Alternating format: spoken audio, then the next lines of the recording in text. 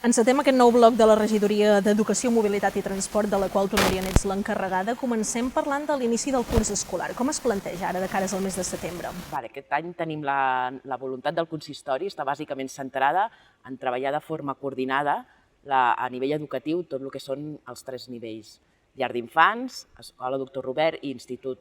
Creiem que si podem fer una línia de continuïtat entre els 3 centres serà una millora per a tots els estudiants. Volem donar molt de suport a les AFAs i al nivell directiu, treballar de forma conjunta. També s'ha treballat sobretot a nivell d'institut, que l'AFA tingui més implicació i poder fer xerrades amb pares per poder trobar un tema, un tema normatiu més consensuat a nivell de tothom. Que hi hagi un eix de continuïtat. Creiem que tots van de forma bastant independent i això perjudica sobretot els estudiants, els nens.